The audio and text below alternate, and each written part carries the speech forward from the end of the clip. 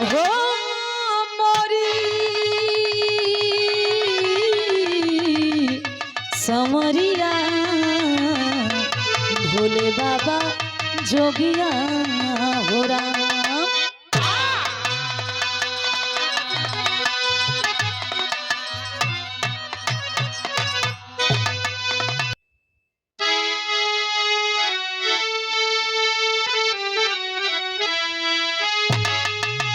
बुरे काम का बुरा नदी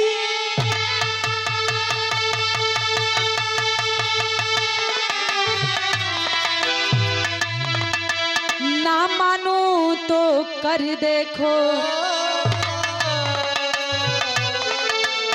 जिसने जिसने किया है यारो उसका उसका घर।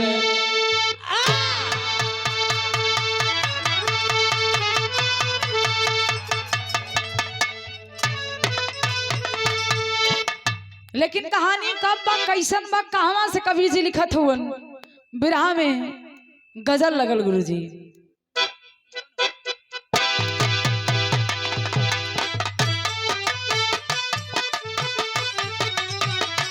जियो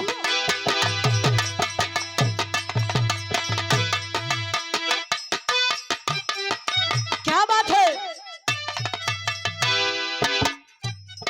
वो है लाइन बा।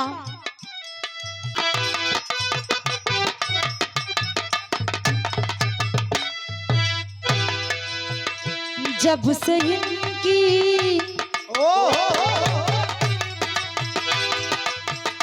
जब से इनकी जवानियाँ चढ़ी है,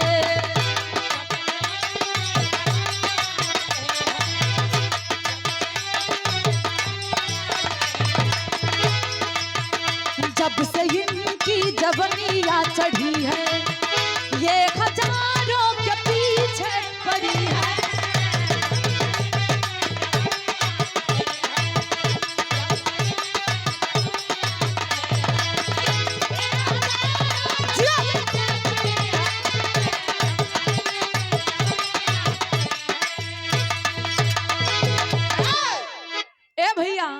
लेकिन भाव में कहना बका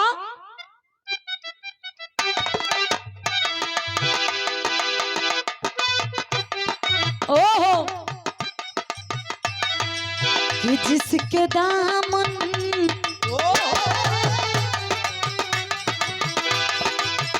जिसके दामन में कांटे लगे हो,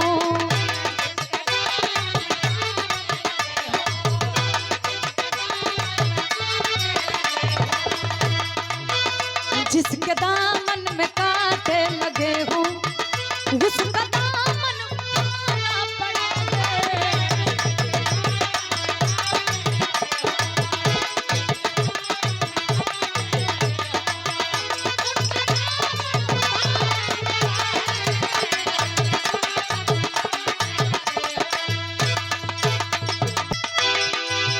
चूक जाता निशाना है जिसका,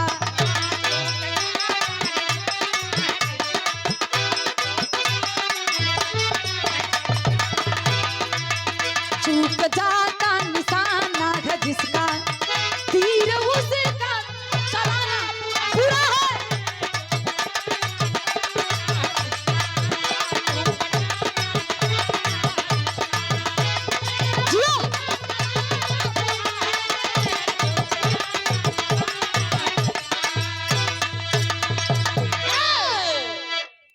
ए भैया लेकिन कहानी के शुरुआत कैसन बा, कहानी कब और कैसन कहवा से लिखत हुआ शहर में कहना बा गुरुजी। सही है। कि ठाकुर जी घर में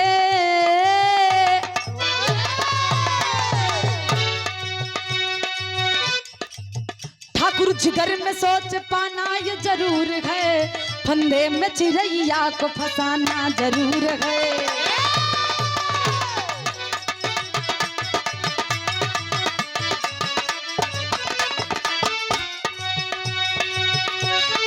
एक रोज पाए घर में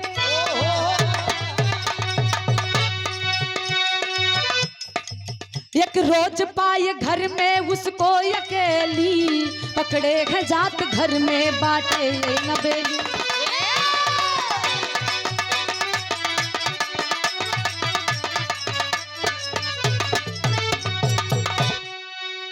कहानी के शुरुआत में ठाकुर साहब के घर आना रहल।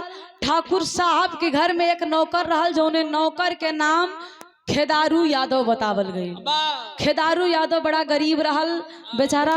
ठाकुर साहब के यहाँ नौकरी करे, 2 वक्त के रोटी पावे और कुछ रुपया पावे तो ले जाके घरवा पे अपन घर के खर्चा खुराकी चलावे। घरे में बाबूजी केहू कमैया ना रहल, माई बा और बाबू हुवन। बुढ़ाई अवस्था गई, बाबू कहलन बेटवा बियाह करला। अब हमरा से माई कहलन कि अब हमरा से रोटी ना बनी। ए भैया खेदारू मने में सोचलन कि माई के बतिया सही बा, भगवान के मर्जी के अनुसार सुंदर जोड़ा बनल। कहल गईल बा दुनिया में जोड़ा केहू चाही त बना ना पाई और केहू चाही त जोड़ा बिगाड़ ना पाई। मालिक के मर्जी के अनुसार जोड़ा बनल, खेदारू के सुंदर दुल्हन मिलल। अब खेदारू सोचलन कि हमार बियाह हो गईल, घरे में दुल्हन आइल बा, आ काहे न चल के अपने मालिक के हम अपने दुल्हनिया से मुलाकात करा दे। खेदारू बेचारा सामाजिक और सीधा स्वभाव के, मेहरारू खूबसूरत बा, चांद नियन चमक बा ओकर एकदम चेहरा पे। मेहरारू के लिया के खेदारू चलन ठाकुर साहब के हवेली पे।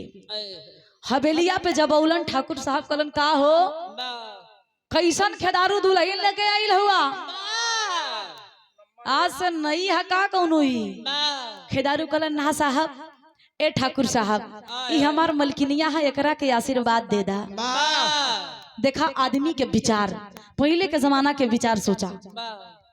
ठाकुर साहब सोचलन कि खेदारू के विचार तो बड़ा उत्तम बा। मेहरारू लिया के औलन और दुल्हन से खेदारू कहलन कि दुल्हनिया जाके ठाकुर साहब के गोड़वा पकड़ ले। ठाकुर साहब के ले ले आशीर्वादवा हो। साहब बोला कहलन जाके ठाकुर साहब के आशीर्वादवा ले ले। जा धीरे से गोड़वा पकड़, का पता ठाकुर साहब प्रसन्न हो जाई। हाँ तो दान दक्षिणा कुछ मुंह दिखाई में मिल जाए। अच्छा गरीब के दिल देखा।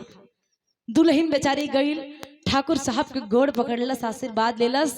यार झटका में पुरवैया बहे लगल, और जब पुरवैया बहल तो दुल्हनिया के चांद जैसन चेहरा पे जो पर्दा पड़ल रहे, पर्दवा उठ गई। जब पर्दा उठल तो दुल्हन के खूबसूरत चेहरा एकदम झलके लगल, ठाकुर साहब के निगहिया पे पड़ल। ठाकुर साहब एक टकटकी लगा के दिखत हुवन, अरे बाप रे बाप,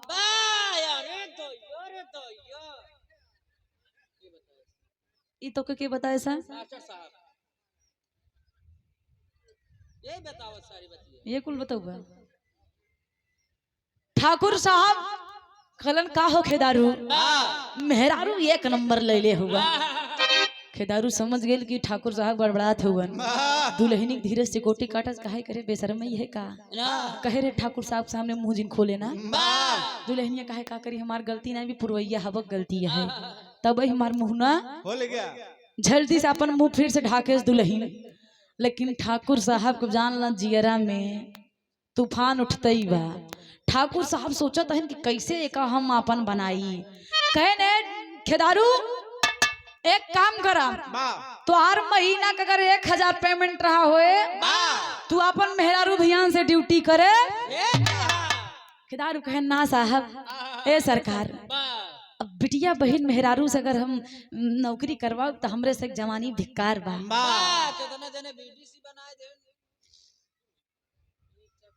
ये तो कोई बताए सर नहीं बैठा। ए गलत बात मत बोला। बा ये बतावा थी का हम अपने मन से हाँ नहीं जाए गलती हो गई, माफी मांगला। बतावा तो जोन बतिया का भागा जाता है बचौतिया के साथ नहीं। ए भैया ठाकुर साहब का इन खेदारू सुना, आज से तोहरे मेहरारू के 4000 पेमेंट होई।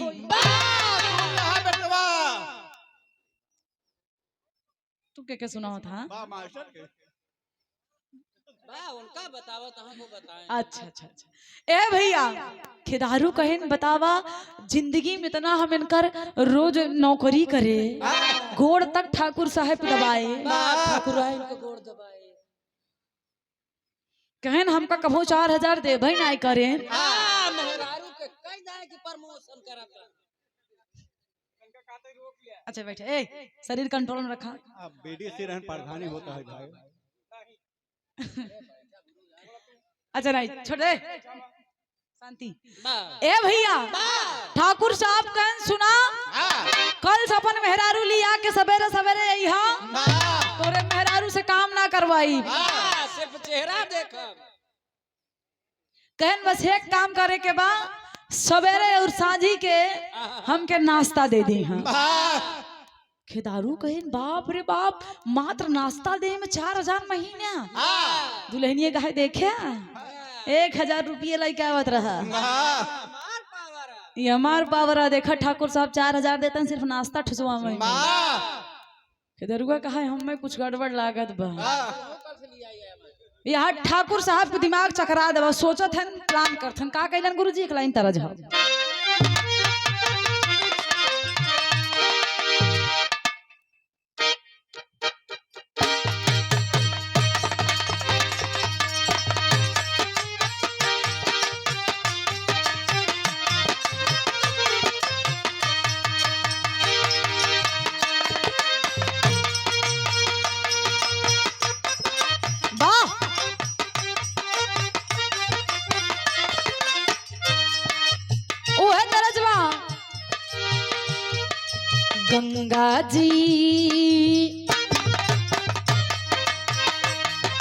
गंगा जी के तनो नहाइबा,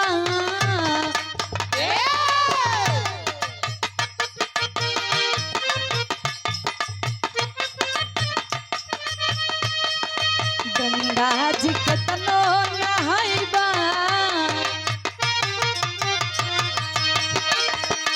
गंगा जी के तनो नहाइबा, पत्थर तिरिया ना पैबा राजा।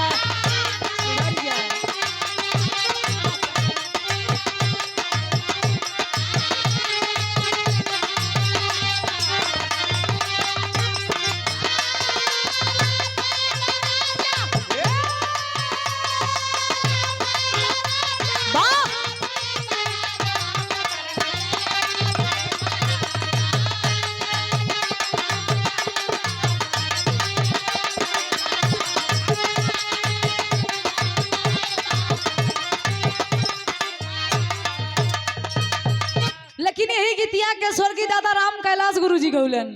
उ का गौलन?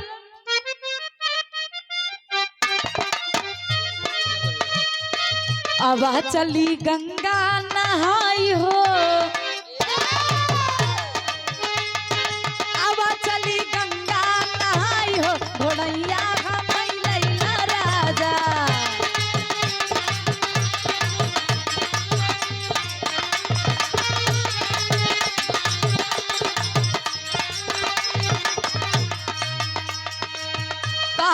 चली गंगा नहाई हो, घोड़ैया हमई लैला राजा।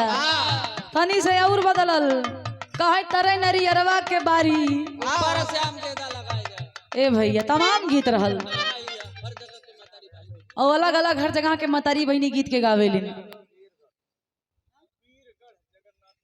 धर्म के गार्जियन जगन्नाथ यादव वीरगढ़ की ऐतिहासिक पावन सरजमी से शानदार 101 रुपया के आशीर्वाद, बहुत बहुत पहले की प्रणाम हो, आशीर्वाद के प्रतीक्षा बा। लेकिन यहाँ ठाकुर साहब दुल्हनी के साथे कैलन का,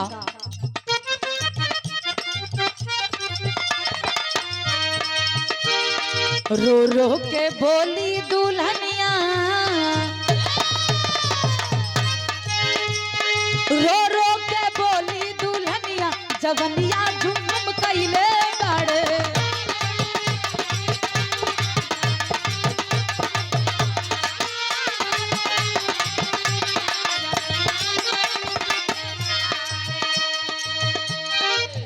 दुल्हनिया एक दिन खेदारू अपन मेहरारू के ठाकुर साहब के हवेली पे छोड़ के ठाकुर साहब के कहे अनुसार चल देलन खरिहान में।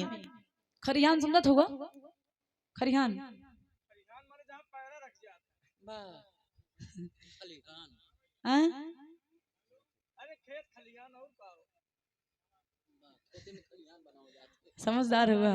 वाह ए भैया ठाकुर साहब कहन किए खेदारू चल जाता नहीं सा कुछ काम हाँ लोग नौकर चाकर लगल होगन जाके हिसाब पाती करके आवा केकर कितना पैसा भइल है। अब देखा ठाकुर साहब की बुद्धि खेदारू के हवेली से बाहर निकलन और दुल्हन बेचारी घरे में चाय पानी देत बा। खेदारू बाहर चल गईलन। ठाकुर साहब नजरिया उठा के देखत हुवन केहू देखात ना बा। कहलन अब बेसी बड़ियार मौका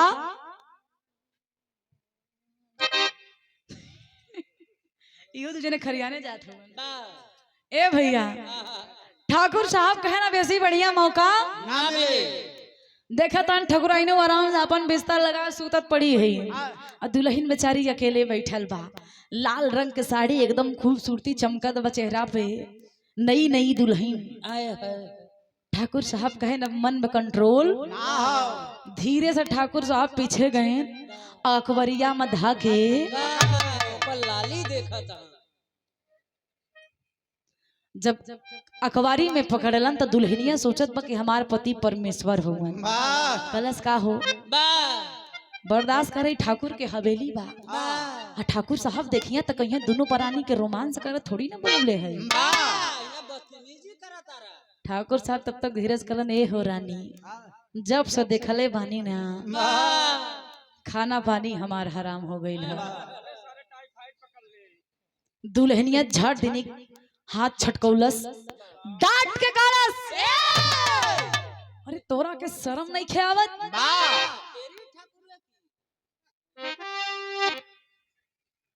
कहलिन कहो बतावा हमने तोहार नौकर बानी तो एकर ही मतलब नहीं खे कि हम अपन इज्जत लुटा के तोरे हवेली पे हम काम करी। यही खातिर तू हमार पेमेंट 4000 कैला। दुल्हन छटका के चल देलस बाहर। खेदारू बोलन करन का भो कैसन बाहर? दुल्हनिया रोवे लगल और रो रो के बतौलस का गुरुजी अंतरा में कहना हो।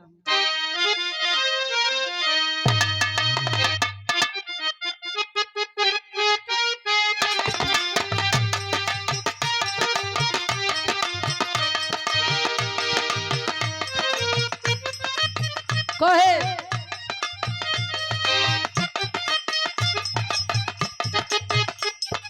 पाही के अकेले हो हम के बेईमानवा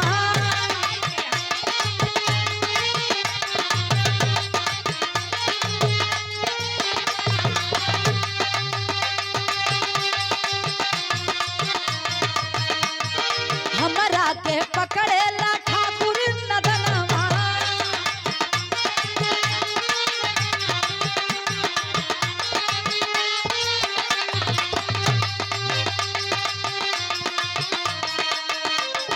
हमसे न होई न दनिया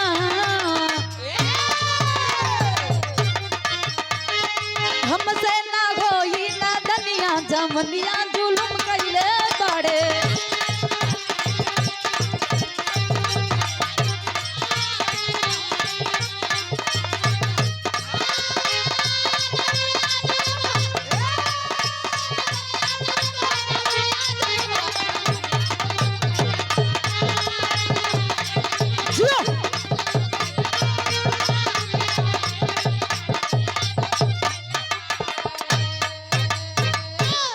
ए भैया आखिरकार दुल्हनिया रो रो के बतावा तक ये हो अब हम ना आइब काम करे।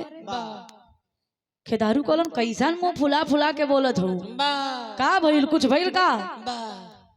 दुल्हनिया कहे चला हम कल लिया कि यहाँ से घरे आज के बाद हम ठाकुर के हवेली पे मर्दा कहे लागत तो कुछ कर तबीयत तबीयत गड़बड़ भा।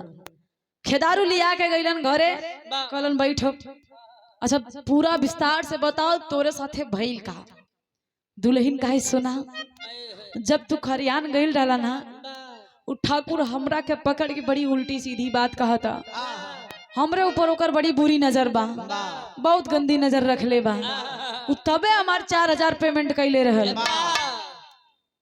खेदारू समझ गए, कहन कहत रही ठकुरा गड़बड़ बा, जात रहू पैसा ले, जा ले 4000। मेहरारू जात ना जहां आए तहां लबर लबर करेला के उनका कहत। अच्छा खैन हम रोकत रहे ना, लेकिन तोका पैसा मिल जाए तो कुछ भी करे खातिर तैयार हो जाबू। खैने बोला जिन फालतू और नौकरी करा करा नौकरी।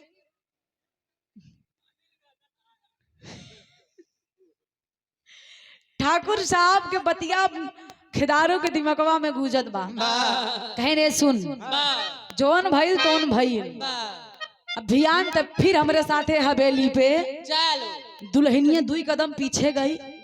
कहे तो मर्द हुआ कि ना मर्द? अरे तोहरा में लाज शर्म बाप।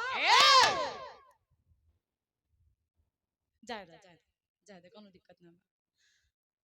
ए भैया मर्दा कहे काहे खिसियात हो? कहन सुना हमार बात, हम जैसन जैसन कहा तू वैसन वैसन की हो। तू हमारे साथे हवेली चला, एक काम करिहा। कमवा का बतौलन, एक लाइन तरज हो।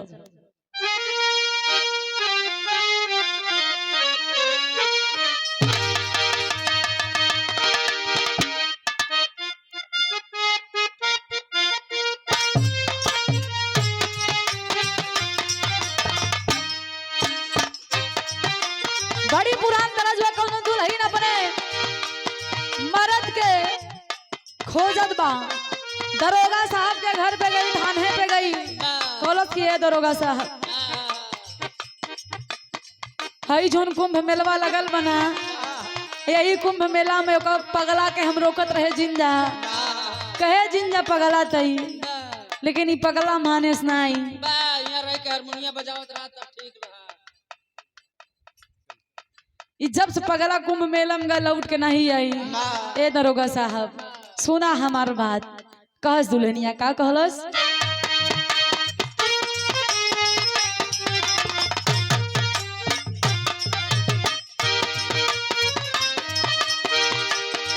इहे कहलस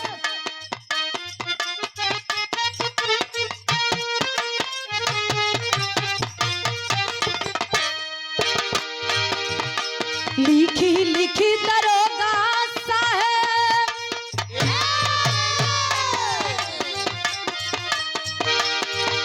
लिखी लिखी दरोगा जी हो हमारी रपोटिया, अयो हमारी रपोटिया, कहाँ भुलई लेना, हाय हाय कहाँ भुलई लेना, तो हमरो सैया जी घरे लावा, कहाँ भुलई लेना।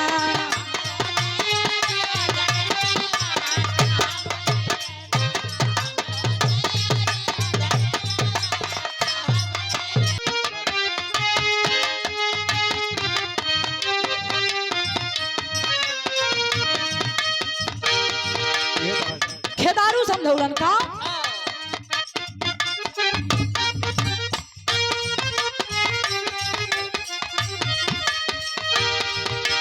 बिगड़ के बोला खेदारू,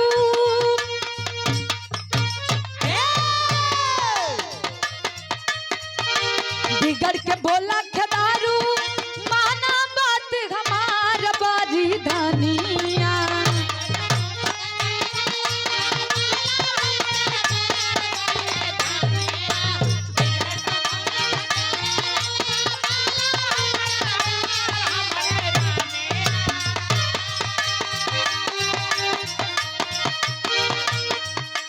बिगड़ के बोला खेदारू, माना बात हमार हो बारी धनिया, हो बारी धनिया। रतियाली हूँ ठाकुर के बोलाए बारी धनिया।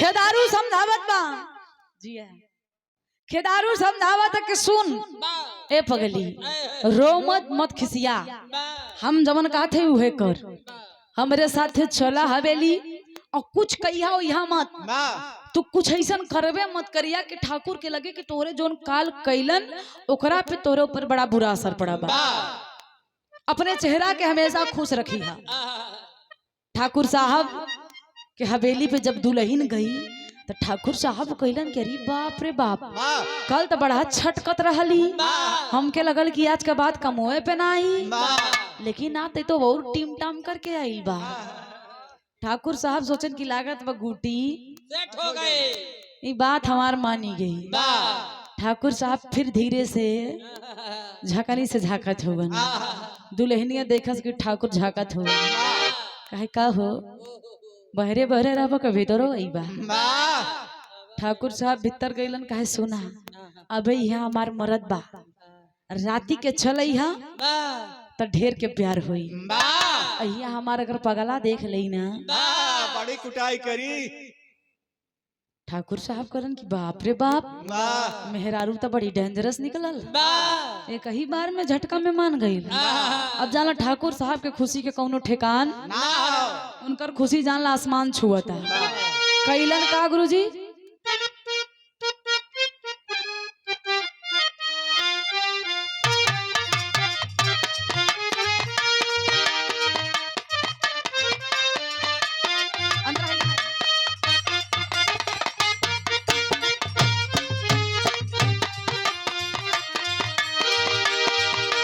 करके बहदाया जरतिया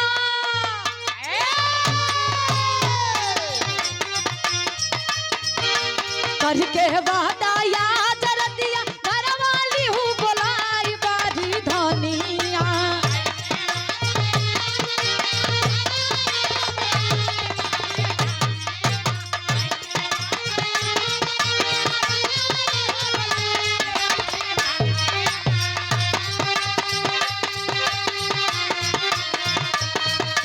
करके बहदाया जरतिया ठाकुर लिहू बोलाई बारी धनिया रतिया लिहू ठाकुर के बोलाई बारी धनिया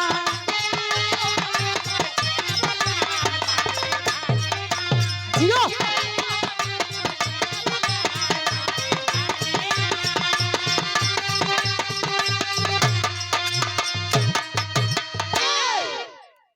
खेदारू गालन की सुन प्यार से ठाकुर साहब से रिश्ता बनी है अच्छा तो दुल्हन सेम खेदारू के कहला के अनुसार ठाकुर साहब से चोचला के बोलत बा ए हो ए ठाकुर साहब साझी के चल हमरे वो आज घरवा ना रही ठाकुर साहब कहलन कहाँ जाई सड़ुआने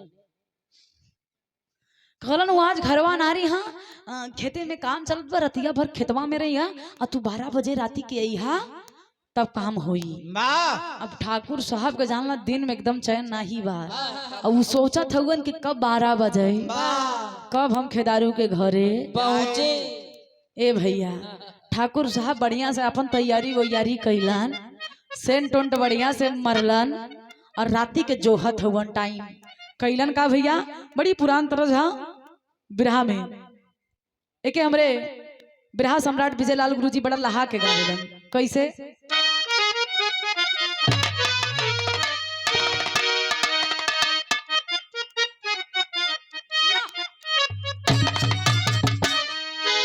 ये तरह कि अचरम में दाग लाग लाग कौनो लांछना और अचरम में दाग लाग लाग कौनो लांछना जनी जब विदेशवा कमाय बहुत सजना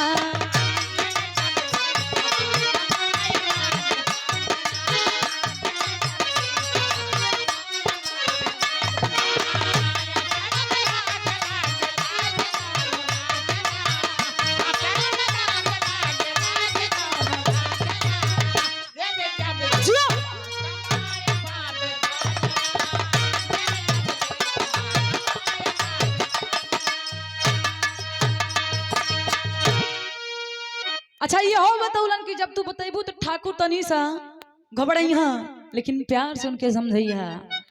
समझैया का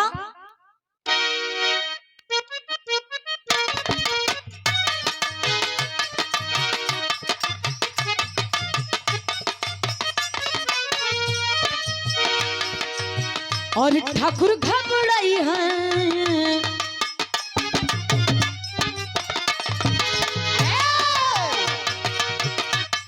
कहलन ठाकुर घबराई है सुना यदि लजानी बगल वाले पूरबा में भेज दी है रानी।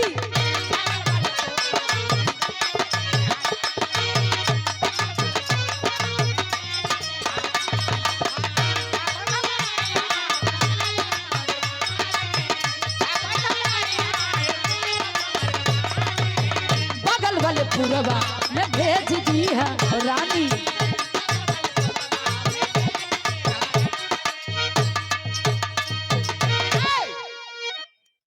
दुल्हन के बतौलन उनके बुलैया तू कहा घरे के पिछवारे, और जब बुलैया तो उनसे बता दिया कि केहू से बोले हैं बतिया ना, एकदम सादे में यहाँ कोनो हथियार उथियार लेके हथियार उथियार लेके अलन तो फिर गड़बड़ा जाये। तो ठाकुर साहब के जैसन कहत हुआ कहला न वैसे करत हुआ। कैसे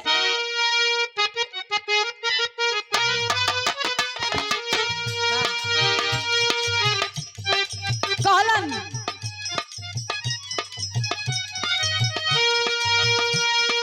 तो रब था थुनवा रसगुल्ला भूल जाई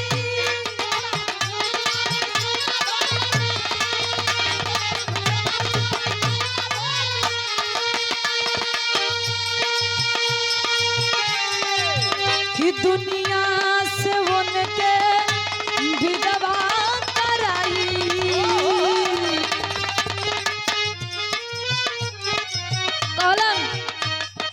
बतावा छुअन सपना सकार हो सुन दिल जानी, सपना सकार हो सुन दिल जानी बगल वाले पूरबा में भेज दिया रानी।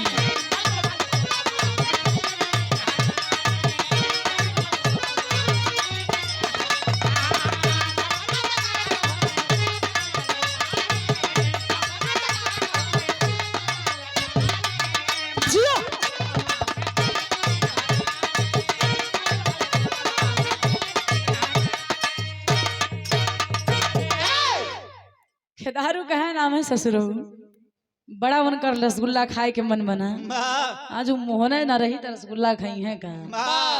खेदारू अपन पूरी तैयारी पूरी प्लानिंग के साथ वही बगले जोन गजहर रखल रहे पहरा के वही में दुल्हन बुलाए रही।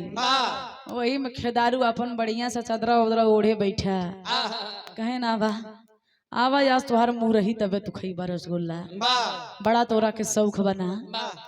बढ़िया से VIP लाठी अहिरे वाली मुटकई तेल लगाए इनके पता बढ़िया से एक लाठी लेके बैठल हुए कहन एक ही लाठी आज मारब तो का जिंदगी में कोनो मेहरारू को नजर उठाई के ना देखबा दूसरे की बातें छोड़ा।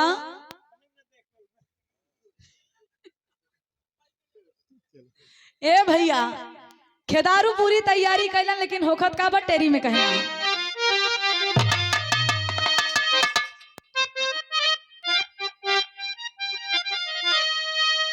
अरे राम पागल परवाना राजी हो गया। अरे पागल परवाना राजी,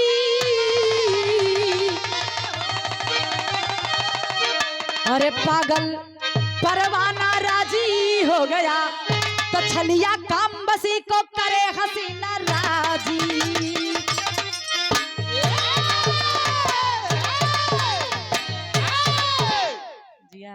छलिया काम बसी को करे हसीना राजी पागल परवाना पाजी हो गया। पगलाई लगन प्रेम के भूत चढ़ल बा।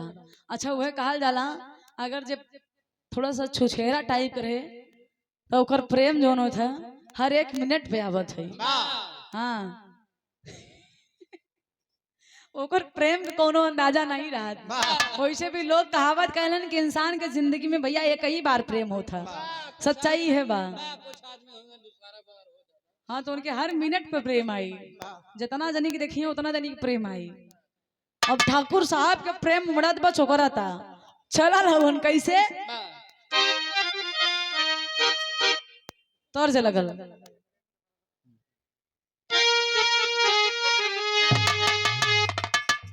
जियो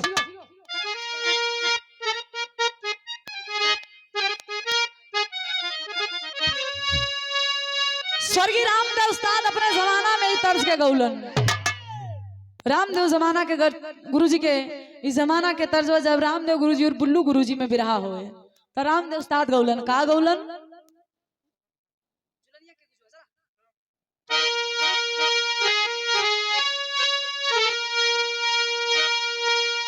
अरे झूलनिया के गुजबाब, अरे झूलनिया के गुजबाब, अरे टूटल ये राजा त जमनिया से गड़िया छूटल ये राजा।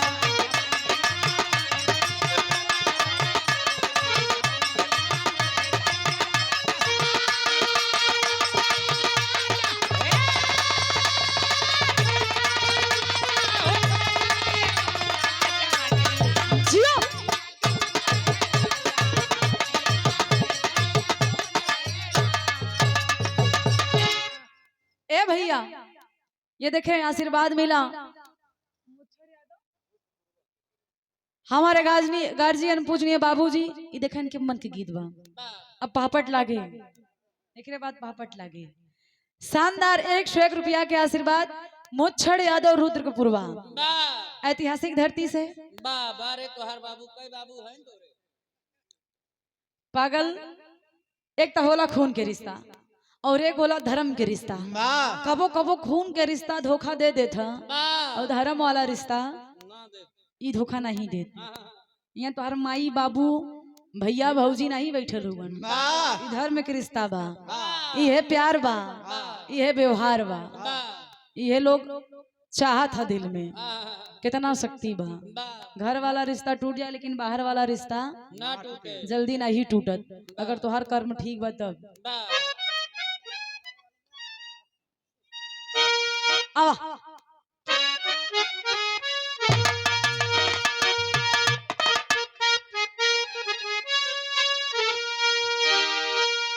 अच्छा दुल्हनिया के समझौलन किते बैठल रहे हम बाहर से आई।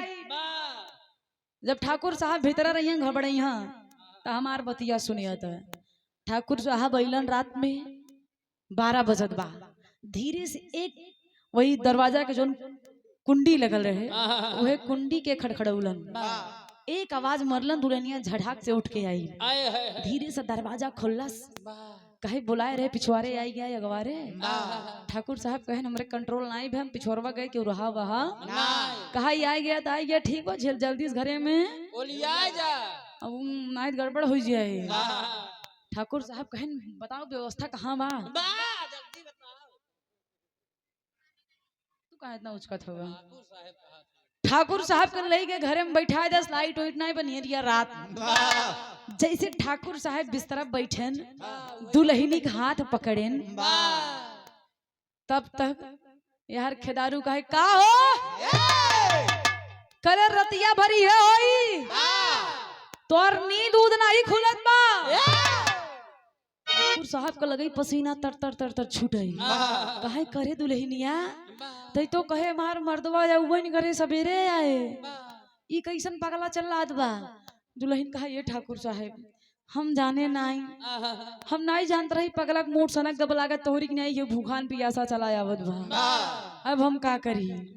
ठाकुर साहब कहन जान बचावा इज्जत का बात बा, नौकर जान के पूरे गांव में शोर कही दे कहा एक जुआड़ बा, एक काम करा इसे चदरा ओढ़ा यही बिस्तर पे लंबा लंबा लेट जा, बोला मत कितना वो हमरे खेदारू बोला वही तू एको शब्द बोलवाई जिनकी है सिर्फ हाँ और नाम जवाब दिया। ए भैया अब यार खेदारू आए तो वह ठाकुर साहब चदरा ओढ़ के लेटा हुआ होखत का भैया कहना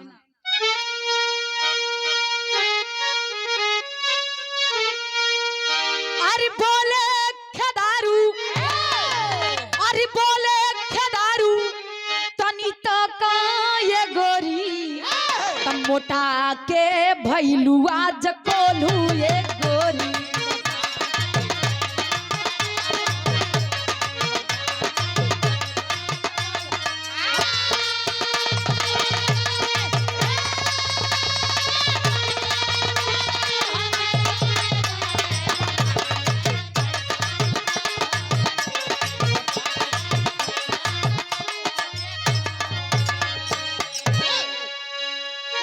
ए भैया यार खेदारू तो समझ गए ठाकुर साहब हैं कहा हराम ज्यादा मोटाई खोलू भैया दिन रात चदराइतान को सौपू यही होए।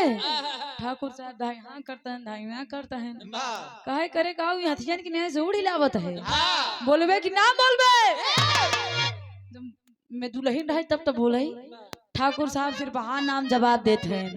तो यार खेदारू करत का है भैया कि भूखल है जानवर ना ही देलू भोजनामा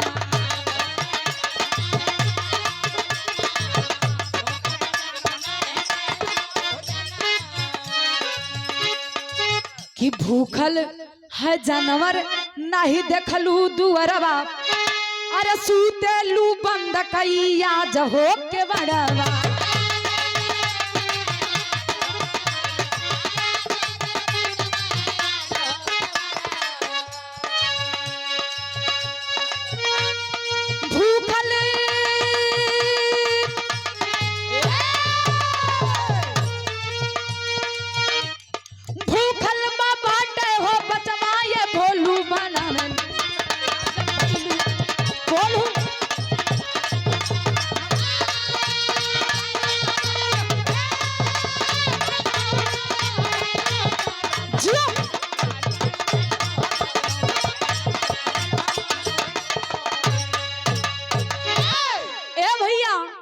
खेदारू का है मोटाई के एकदम गोलू भैया दुआरे घोरू चुकरत है लड़किया दुआरे खाई खातिर बेचारा बिना खाइन सोई के बा देखत है ये करवट बदलत बा वो करवट बदलत बा करे हराम जादी तो को दिन रात सोई सोई लाग बा उठबे कि ना उठबे दुल्हन सनकतई नहीं बे।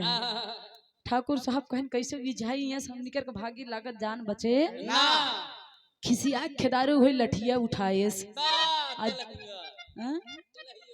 जब लाठी उठाए भैया तो चदरा से देखा है ठाकुर साहब कहे अगर ससुरवा एक लाठी मार दे तो करिया मार टूटिन जाए और वही लठिया उठा खेदारू करत का भैया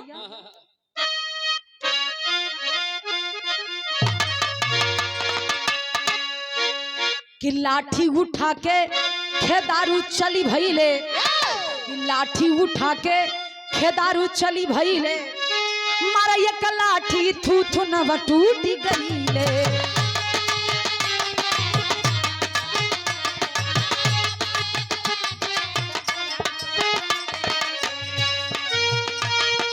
मरी गईले ठाकुर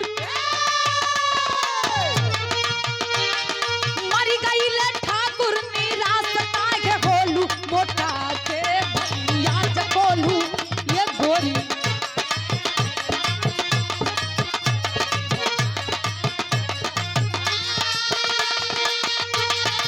जियो।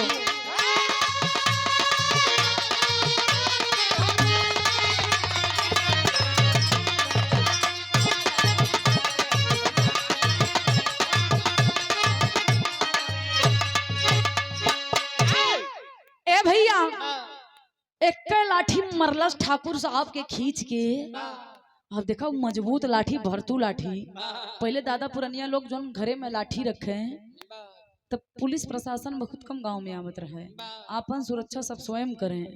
ए भैया वह लठिया उठा के जब खेदारू मरलस तो ये कहीं लाठू में ठाकुर के काम तमाम हो गए। एक लाठी खींच के मरलस और चदरा दे के खेदारू खिंचलस। कहे का ससुर और एक बार रसगुल्ला खाए,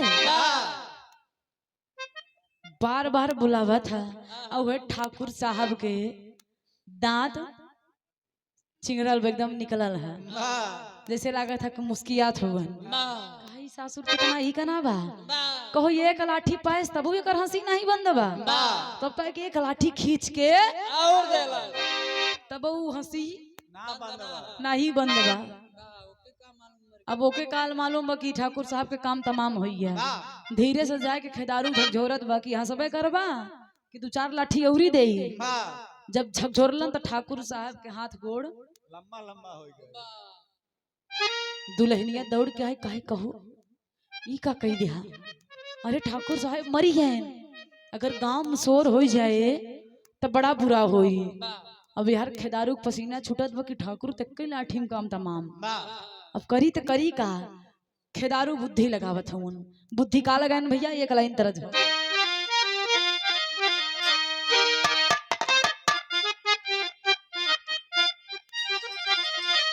बड़ी पुरान तरज है, दादा पुरनिया लोग के जमाना के गीत भाई। कैसे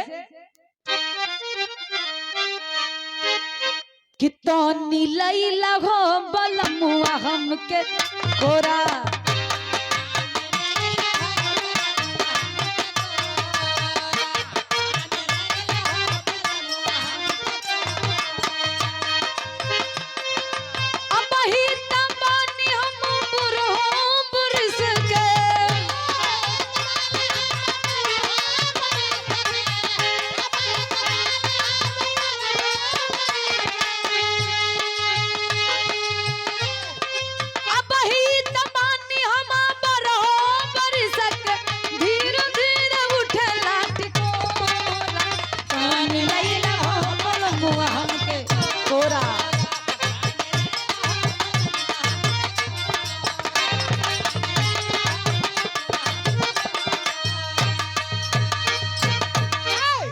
भैया।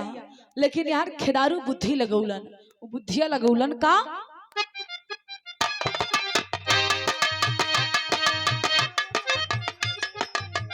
आवा तभी मारे ललठिया उठाई।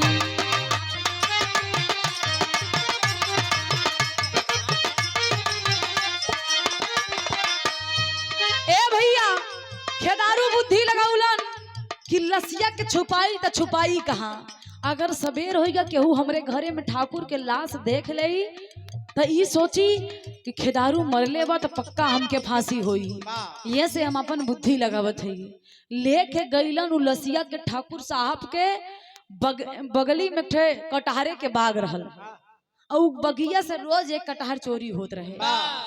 खेदारू बुद्धि लगन काहे के ना हम ले जाए के लसिया के वही बगिया में टांग दे। लेके गईलन ठाकुर के लाश के खेदारू कटहर के पेड़े में ऐसन टंगलन कि दूर से देखे में लगल कि केहू कटहरवा पकड़ के एकदम वही ठैया पे बैठा देलन। अब जोन कटहरे के जेकर बाग रहे उ कटहर के उ बाग के मालिक परेशान रहल, लाठी लेकर रतिया में खोजत कि आज कोनो सारे के अगर देख लेब तो वो मरान मारब कि दोबारा हमारे बागी में कटहर तोड़े। तब तक राती मेघ से 2 फेरी मरलस। जब दूसर की फेरी मरलस टार से पेड़े पे बरलस तो देखत बा वही ठाकुर साहब कटहर पकड़ी के झूलत हुवन। देखा खुदारू के बुद्धि कैसन बुद्धि लगौले बा। ऐसन बैठौलस कि दूरे से लगे कि केहू कटहरवा पीछे से उ कटहर के मालिक देखलस और लठिया उठौलस आव न देखलस ताव। कहा यही सार रोज कटहर हमार तोड़ के और वही लाठी उठौलस, देखलस न तकलस, वो लठिया उठा के एक लाठी, जब एक लाठी मरलस और लाशी के ऊपर लाठी चलौबा तो लाश तो नीचे बहराई जाई। ठाकुर साहब गिर गए जमीन पे। जब जमीन पे गिरलन तो वो कटहर के जोन मालिक रहे टार्चिया जला के मुहना पे देखत बा। कहा गरीब बाप रे बाप, को 4-6 गो नौकर इनके दुआरी और ये दांत चिंगारे हमार कटहर चोरी करे आई हैं। भले बस ससुर तोहरे साथे आवा तो रही कहा ये ठाकुर साहब मुस्कियाबई करबा। अरे तोहरे शर्म न लागई। अगर एक बेरी हमसे कहे होता कि हमार कटहर खाई के मन बा, एक नहीं 4-6 गो कटहर तोहरे घरे में पहुंचाई दे, रुपया ले तो तू चोरी करत हुआ। अब ठाकुर साहब के दांत चिंगारे हंसी बंदा ही नहीं बे। जब जिगत हो तब तो बोला ही कहन का भैया अंतरा में कहना है।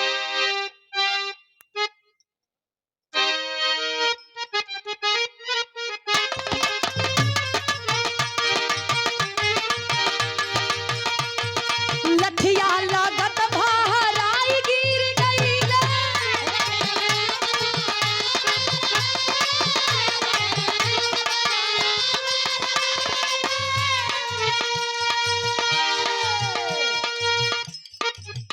कि लठिया लगत भाराई गईले, मारी मारी कहे बदमसिया तू कईले।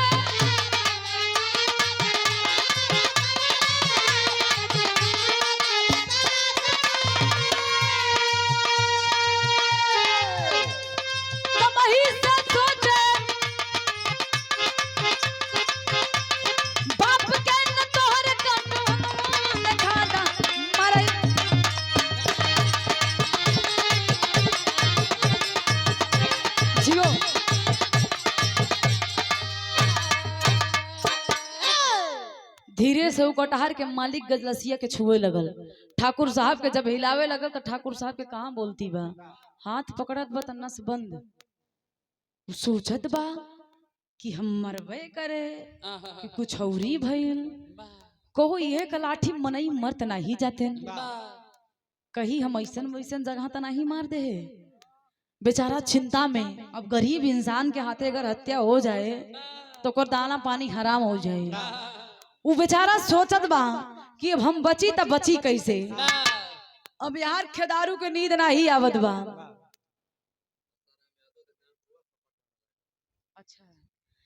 दशहराम यादव दक्षिणाकपुरवा समाजवादी पार्टी के कट्टर सिपाही हैं।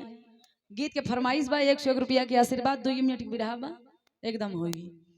ए भैया अब यार खेदारू दूरे से देखलन। अब जब देखा था के बेचारे के पसीना छूटत पर दौड़ के गइलन। कहलन का हो कैसन शोर होत रहली यहाँ। अब बेचारा कटहर के जोन मालिक रहे, एक तो ठाकुर साहब मर गइल रहे, वो बेचारा के पसीना छूटत बा। जाए खेदारू गोड़वई पकड़ ले कहा ये खेदारू भाई केहू बताया जी नहीं बड़ी बेइज्जती होई और हमका सवेरे फांसी हो जाए। कहन करा तू करा का, कहन एक लठिया मारे ठकुरा मरी गया, बतावा हम करित करी का। कहन सुना तू हत्या कर दिया है लेकिन एक काम करा, तोके हम बचाए तब लेब लेकिन जब हमार बात मनबा। बतौलन का गुरुजी पापट में कहना।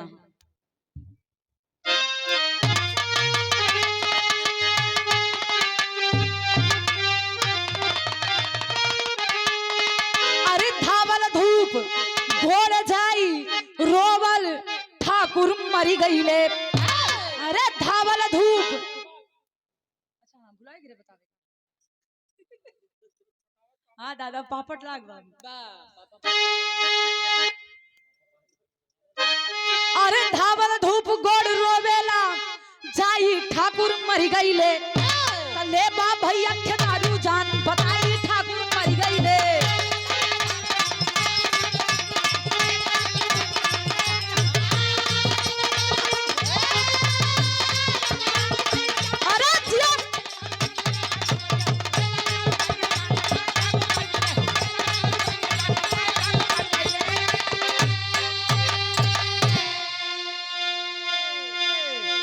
अरे तभी 500 रुपया लेके वो करा के धमका।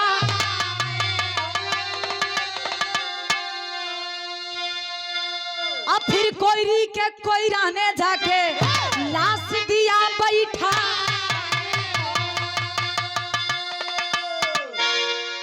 अरे मध्य रात में कोयरी देखा अरे ठाकुर मर गईले तल्ले बा भाई खेदारू जान बचाई ठाकुर मर गईले। कटहर के मालिक से कहन जान तोहर हम बचाई ले तोहरे ऊपर कोनो केस मुकदमा अब क्यों जानू ना पाए कि तोहिन ठाकुर के मारिया। देखा बारे खेदारू ये अहिरे के बुद्धि देखा कहता ना इनके पास बुद्धि होते अपने बचावे के चक्कर में पैसों कमाथन के मर्डर करे नहीं ओसी कहन तू हमका मात्र 500 रुपया दा कहन ससुर तोसी जीतो कमाए तोहरे मरे के बाद तोहरे लसियो से कहन 500 रुपया दा इलाज हम छुपाई देव कानो कान के खबर ना होई लाश उठाएन बेचारे से 500 रुपया लेहन और लसिया उठाए के ले गन कोयरी के कोयराने में बैठाई देहन। देखा जुआर सेट कई के अब कोयरी कोयराने में रोज सब्जी चोरी होत रहा अब कोयरियों के नींद ना आवत भी कि कौन ससुरबा हमरे खेतवा में से रोज सब्जियां तोड़ा था अगर कौनो दिन देख ले तो ओकर जान करिए बिना तोड़े मानब ना ओह के नींद ना और ठार से नहीं लपलपावत बा यार खेदारू जुआर अपन गोटी सेट कई के ठाकुर साहब के लसिया के बैठाई देहन वही कोहड़ा पकड़ के। हाँ बड़कवा जो सबसे बड़ा कोहड़ा रहा है वही कोहड़ा पकड़ान पीछे से एक डंडा दे देहन जो ने थाम लगा रहा है बराबर। हाँ थाम लगा रहा है ठाकुर साहब भारा ही न जाए। अब यार से कोयरी देखत बा कहा अरे बाप रे बाप ये कई मिनट पहले गई यहाँ क्यों ना आई रहा ये ससुर ताड़त रहा कब से। अब कोयरी महाराज समझ ना आए पहन वही लाठी जवन ले रहन उठाए के लाठी मारन 2 लाठी जब 2 लाठी मारन तो ठाकुर साहब लंबा लंबा लेट गए वही दांत उनकर निकरिया हंसी उनकर बंदनावा बरकरार बा वही। ए भैया कोयरी आई देखे कहा अरे बाप रे बाप कहो ठाकुर साहब कहियो गांव के मालिक ये हमरे खेते में चोरी करे आई हन उहो के थक चोरी एक कोहड़ा के। अरे जा ठाकुर साहेब तोरे शर्म नहीं लागत बा अब तू हंसा दे अगर कहे होता एक कोहड़ा तोहरे घरे हम पहुंचाए दे कोहड़ा के साथे भिंडी पहुंचाए दे लौकी पहुंचाए दे जोन कहता तवन पहुंचाए दे कहा करे चोरी करे ला गया। ठाकुर साहब यार बोलता ही नहीं है धीरज कोयरी का हाथ झुलाए तो देखत बसांस बंद अब कोयरी 2 कदम पीछे कि बाप रे बाप एक लाठी में ये ठाकुर साहब मरी गए। अगर क्यों रात में देख ले तो बड़ी गड़बड़ होए। खेदारू दूर से ताड़ा तहन की जब जान जाए मर गए तब हम जाई के पहुंचब। खेदारू दौड़ के गहन कहन का हो गोरी भाई का हलवा का रतिया भर सोवत ना हुआ। अरे सोई जे सब दिन के बाद तब चोरी कर देता ना। अब कोयरी 2 कदम पीछे कहन लेकिन हम रास्तवा जात रहे तोरे लठिया का आवाज सुने के का मारत रहा सुअर उवर आ रही का। तब तक कोयरी भाई कापई लागन कहे ने खेदारू भाई हथवा जोड़ के निवेदन बा सुअर ना रही बंसुअरा रहा कहन जोन देखा था के उस बताया कहे नरी बाप रे बाप अरे तू हमारे मालिक के मार दिया को जेकर हम जिंदगी में नमक खाए तू नहीं मार डाला। अब हम नमक खाए लेकिन हम नमक हरामी हमरे मालिक के तुम्हारे हम छोड़ब। ए भैया तो यार खेदारू फिर अपन बुद्धि सेट करें कैलन का आल्हा में कहना हम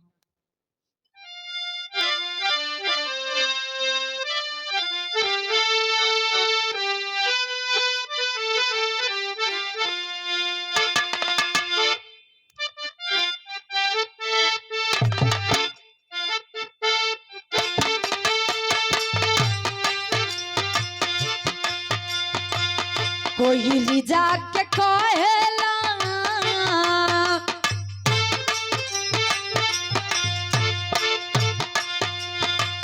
कोई जाके कहेला के दारू से बतिया भैया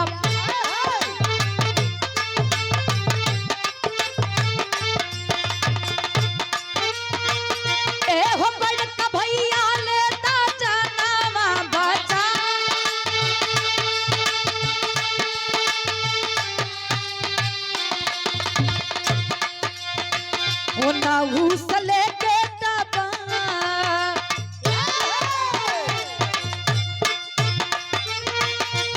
केनाहू से लेके तब 500 रुपया बाबू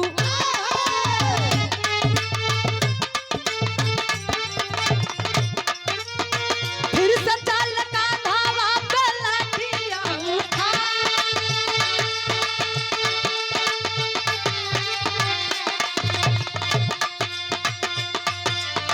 ठाकुरदार बाजावा पे लासिया के भैले भैया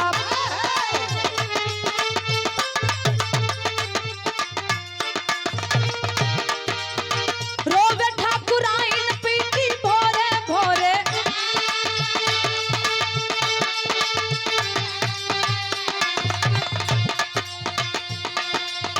घरवा से रोवे के या बजिया के सुन के बाबू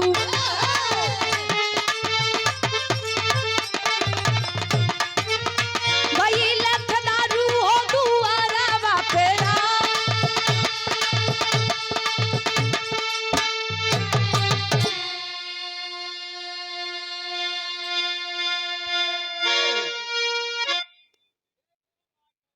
ए भैया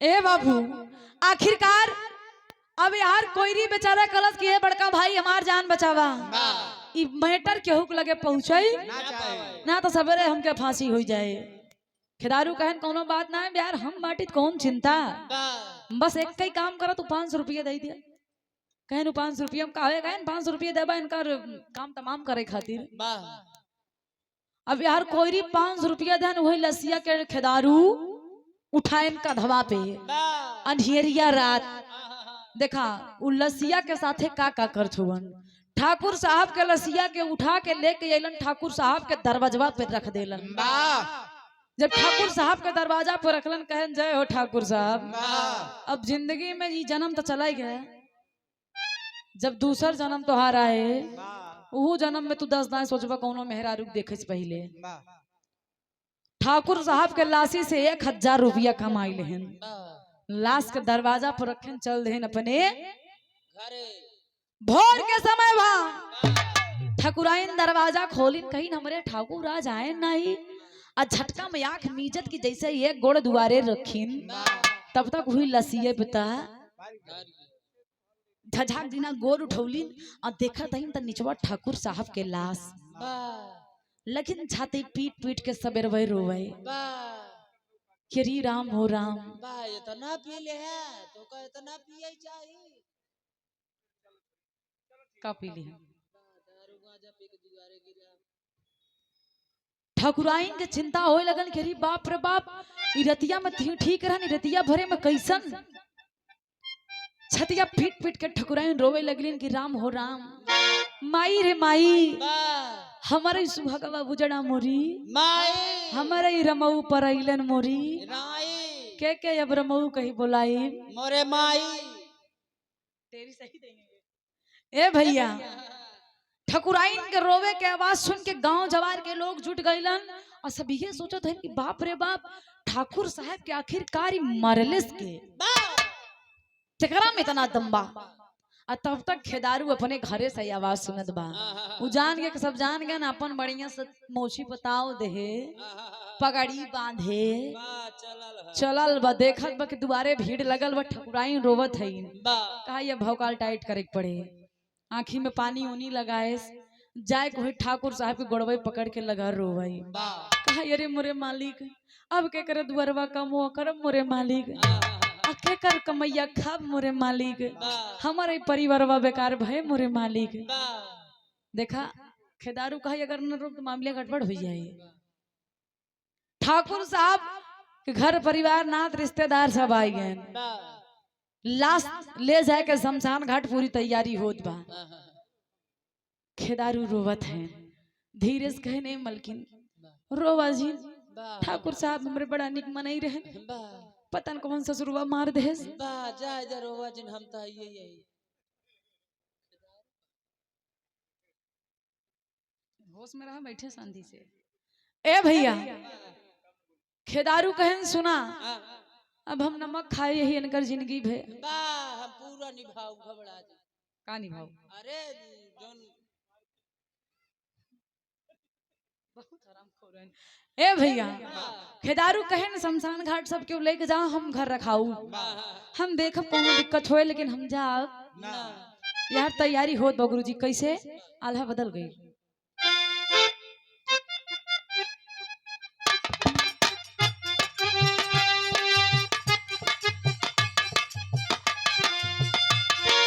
सबसे काहे कि हम देखबै घर दुआरा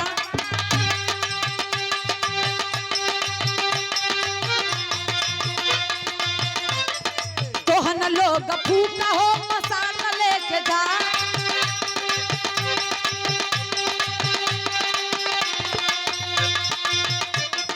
नदिया की नरवा हो गड्ढा बना के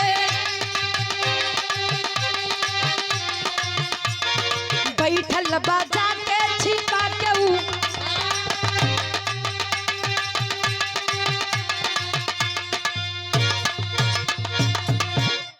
ए भैया यार लोग शमशान घाट की तरफ ले जाए के तैयारी कैलन लोग कहलन के रे खेदारू यार जिंदगी भी ठाकुर साहब के नौकरी कैला अब ठाकुर साहब के अंतिम समय आ गइल बा कम से कम अंतिम समय में उनके साथ तो चला तरफ ले गइलन लेकिन यार खेदारू अपन बुद्धि लगाए कहा ठाकुरा साहब ये हमरे इज्जत पे हाथ डलले होगन हम ऐसे छोड़ब ना दिमाग देखा अहिरे के बुद्धि बड़ा खतरनाक बा बा जौन 12 बजे खुले ले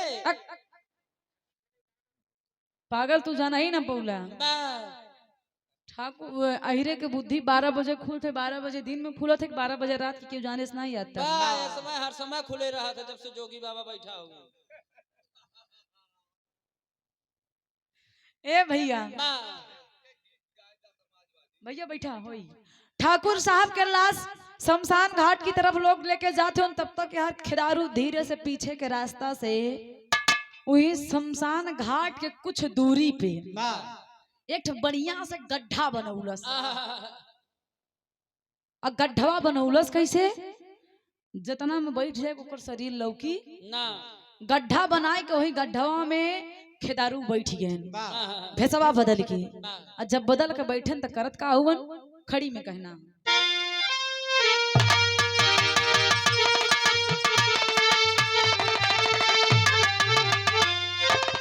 अरे लसिया जरा के अरे लसिया जरा के जब खेदारू आवे लगले अरे लसिया जरा के जब सब आवे लगले तब पीछे से खेदारू हो बोलावे लग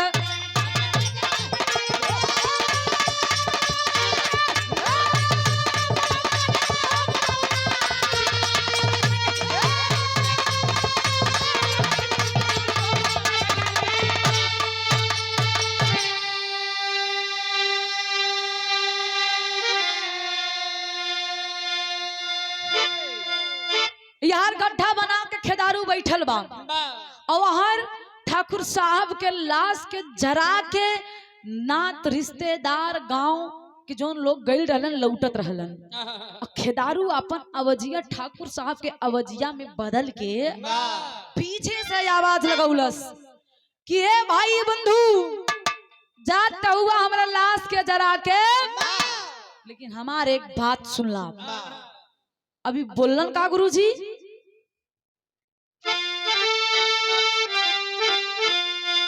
अरे सुना गामपुर भाई बंधु बंधु परिवार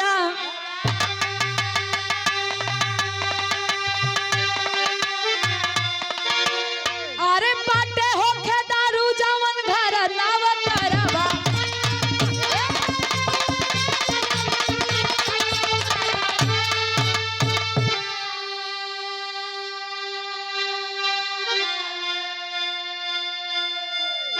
अरे दिहे उन्हीं के हिस्सा खुल सुनावे लगले अरे दिहे उन्हीं के हिस्सा कुल सुनावे लगले तब पीछे से खेदारू हो बोलावे लग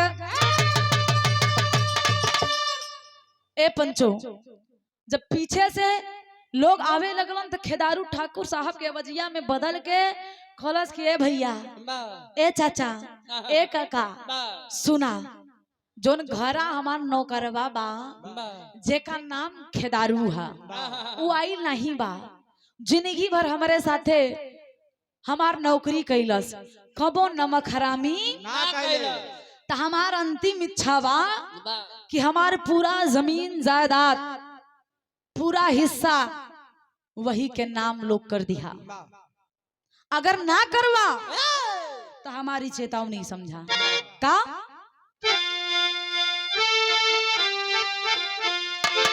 अरे दिहा मोर हिस्सा कुल वो करे नाम करा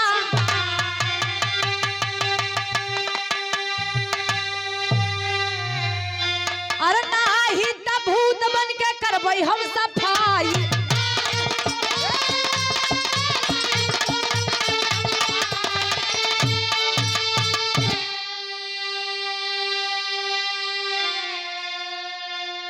अरे पूरा परिवारवा के तब सुनावे लगले कि तब पीछे से खेदारू हो बोलावे लगले ए भैया अच्छा खेदारू की बुद्धि देखा अवजिया बदल के कहत हुन के सुना जतना हमार जमीन जायदाद बा कुल खेदारू नौकर के नाम कर दिया अगर तू लोग ना करबा तो ई बूझ लिहा कि हम भूत बन के पूरे गांव के सफाई का दे अब सबके डर होगी गरीब बाप रे बाप एक मिनट भी ठाकुर साहब के जरले भा भूताई गए इतने देरी में भूत बन गए अगर इनकर कहा ना बना ना कहा कहिया उन नौकरवा के जमीन जायदाद ना देगा तो पूरा गांव भूताई पूरा गांव को सफाई हो जाए ए भैया घर वाले एवलन तब तक यहाँ जब घर के लोग सब दुआरी पहुंचे थे पीछे के रास्ता से फिर खेदारू आए के घरे भाई पीछे बैठे बा और घरे पूरा सफाई उफाई करता भाई आंसू गिरावत बा डुप्लीकेट सब आवत है एक टक देखा था कहीं अरे बाप रे बाप अच्छा ठाकुर साहब के लागत दिल के रिश्ता ही नौकरवा से रहल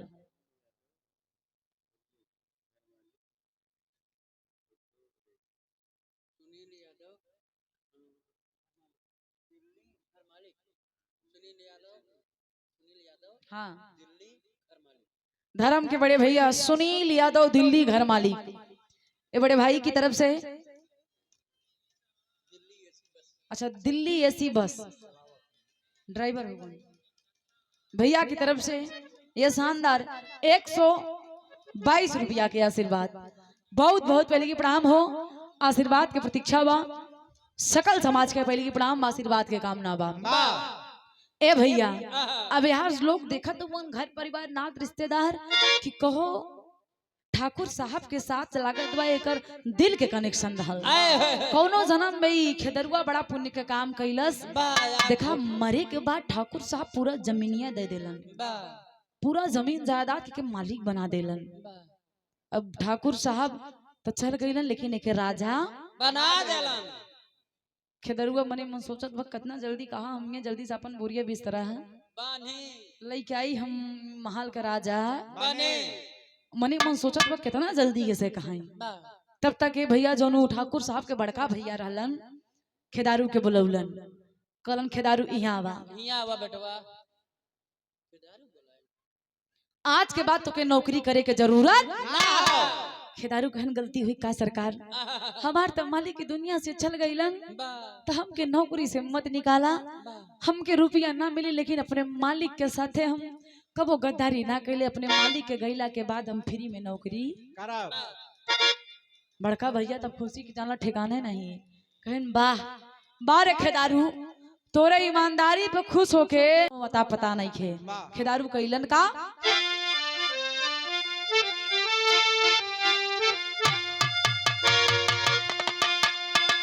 अरे आवे तब सब मारी के हो का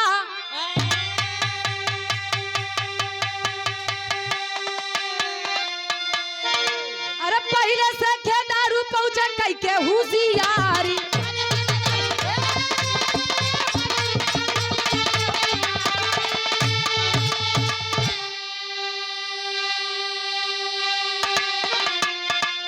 अरे पाके माल मौज तब उड़ावे लगले, अरे पाके माल मौज तब उड़ावे लगले, तब पीछे से खेदारू हो गोरावे लग।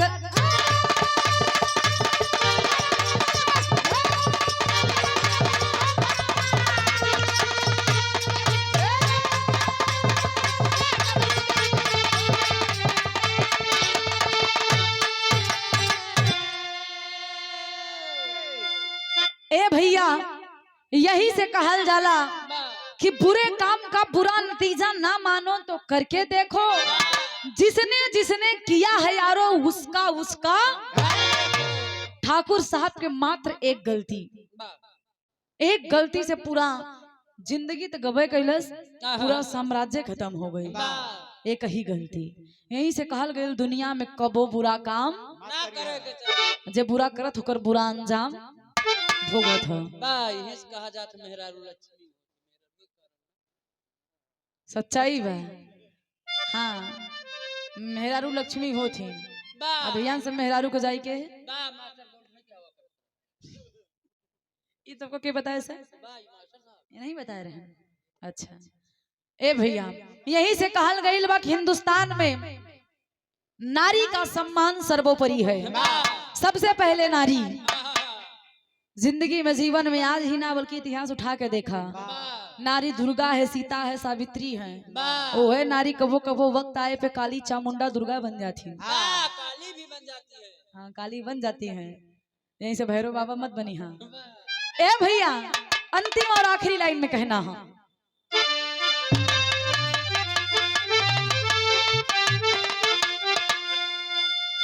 गुरु बिहारी गुरु गणेश गुरु रामलाल बैरा,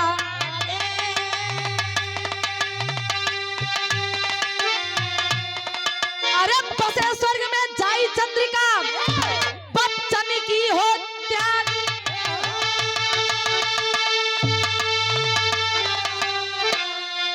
अरे पागल परवाना पाजी हो गया, अरे पागल परवाना पाजी हो गया, ज्योति हरिनाथ से चली न जाल साजी हो, पागल परवाना पाजी हो गया।